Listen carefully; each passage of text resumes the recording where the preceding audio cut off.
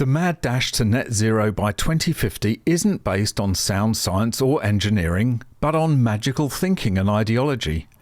Politicians and environmentalists who don't understand how an electricity grid works thinks that we can just demolish all of our traditional power stations and build acres of wind and solar just like that, and everything will be fine. They're like toddlers, but instead of believing in Santa Claus, they believe that a 21st century economy can be powered by unicorn farts and rainbows. There will come a time, believe me, when the fantasy will collide with reality. It happened in Spain a couple of weeks ago when the instability of their grid due to not enough baseload synchronous generation meant that a rolling blackout paralysed the entire country and parts of France. This kind of event will just get more and more frequent. But there's almost no point in arguing with the politicians pushing this stuff. They've been inhaling so many unicorn farts, they're incapable of rational thought. Welcome back to MGUY, British engineer and lawyer, now Sydney-based YouTuber. Please make sure you've clicked that subscribe button down below and enabled all notifications so you don't miss out on any future videos. And if you'd like to support this channel, why not buy me a coffee? Click the link in the description or scan the QR code on screen. Just like in the UK, where Ed Miliband is almost single-handedly destroying the entire economy, here in Australia, the newly minted Labor government, high on its own supply, genuinely believes that it has a mandate to push through net zero with renewed vigour. It will be a disaster for Australia, like it will for the UK. It's just a question of how long it takes before the fantasy meets reality. Let's hope it's sooner rather than later. But this article sets out just how ludicrous Australia's net zero ambitions really are. When you're not intoxicated with unicorn farts, that is. Australia set to miss energy transition targets. Australia, which has some of the most ambitious targets of shifting from hydrocarbons to wind and solar, is set to miss those targets due to challenges that are difficult to overcome. The warning comes from Wood Mackenzie and should stimulate a debate about how realistic those targets were to begin with. That ain't gonna happen. The new Australian government, which is the same as the old Australian government after Labor won re-election this month, wants to shut all coal power plants by 2038 and generate 82% of its electricity from so-called renewable energy sources, meaning wind and solar. Yet, according to Wood Mac, it would only be able to achieve 58%, and even that 58% will be problematic. First, the consultancy said this week, as cited by Reuters, the massive build-out of wind and solar capacity requires an equally massive build-out of battery storage. This second build-out takes time and faces grid connection and project planning barriers. Still, battery storage capacity in Australia is set to reach more than 16 gigawatts by 2030, up from the current 2.5 gigawatts, despite the challenges. The cost of this build-out is probably another challenging factor worth considering, but it does not seem to feature in the Wood Mac report. Solar is another challenge, as it will also expand strongly over the next 5 years and make the grid less stable. Wood Mac analysts called it challenges in managing midday solar peaks, but it actually comes down to increased supply fluctuations leading to heightened electricity price volatility and compromised balance. The Australian Energy Council warned about it last year. Like much of Europe, where solar is being built like there's no tomorrow and land is infinite, Australia has started to see negative electricity prices during periods of peak solar production.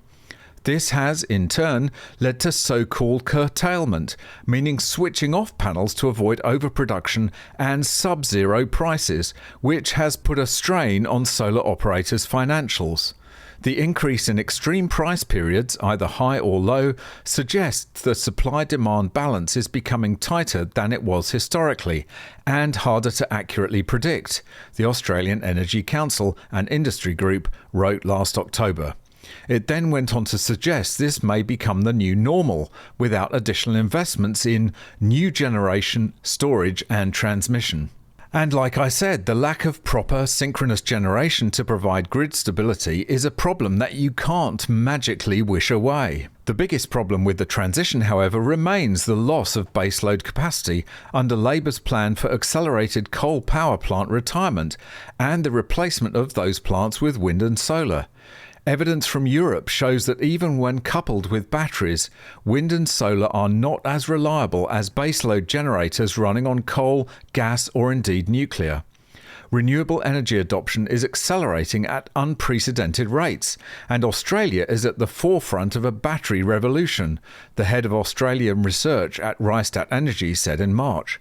However, more action is urgently needed to prevent a power shortfall in the coming years. The continent's dispatchable generation is nearing critical levels, and decisions made today will be pivotal in avoiding blackouts, Gero Farruggio added. Well, perhaps those blackouts, when they inevitably happen, will shock the public, which at the moment seems to be blissfully unaware of the disaster unfolding in the energy sector, into the realization that these net zero ambitions, no matter how lofty and virtuous they sound, are impossible to achieve. Especially when you're dealing with the explosion of AI data centers that suck electricity out of the grid like it's going out of fashion, not to mention everyone driving EVs, as is the plan, of course. And in the UK, the lie that renewable energy is somehow cheaper than traditional generation is finally being exposed for the Ponzi scheme that the rest of us have known it is for years. Ed Miliband's net zero crusade is adding billions to Britain's energy bills. The Energy Secretary is accused of inflating household costs without proper scrutiny. Ed Miliband has a problem. Yes, he has quite a few problems. While his net zero crusade has long promised cheaper energy for households, a new report this week will point to a wildly different reality. According to analysis by consultant Catherine Porter, green levies on energy bills will hit £20 billion by the end of the decade. Staggeringly, this is up from £5 billion in 2014, as the vast cost of Miliband's radical clean energy ambitions rapidly adds up. As part of Porter's report into green levies, the true affordability of net zero, she claims the Renewables Obligation Scheme, which is responsible for supporting wind farm construction, is alone adding £7.8 billion a year to power bills. That is despite it being closed to new entrants 7 years ago. Its successor, the Contracts for Difference scheme, CFD, is adding another £2.3 billion, she says. The scale of the increase in levies over the past decade has alarmed many in the industry who question whether Miliband has a democratic mandate to raise such huge sums via a levy system that few consumers understand. If this money was being raised through taxation, it would be scrutinised by the Treasury, the Office for Budget Responsibility, and by voters at general elections, says Porter. But instead, Miliband is taking these subsidies from the pockets of consumers and giving them to renewable generators, without ever having had to win approval for the idea in an election. This mattered less in the past because the amounts were much smaller, but they have become far too large to stay in the shadows. You should read the whole thing because it's quite shocking. And you can bet that the same, if not worse, is happening here in Australia. The only people benefiting from this are the renewable energy companies. And given the staggeringly large sums of money involved, you can well understand why they want to ensure that any prospect of nuclear generation here, which obviously would completely remove the need for these ludicrous wind and solar farms, is never allowed to happen. Makes the scare campaigns of the Labour government all make sense, doesn't it? This is just scratching the surface of why net zero will never happen, of course. We haven't even touched on the fact that there isn't enough copper being mined to manufacture all the wind turbines and batteries required to support the renewable fantasy. But none of this will stop the politicians either here or in the UK. It's all driven by blind ideology, which, once embedded in the brain like a mind virus, is very hard to shift.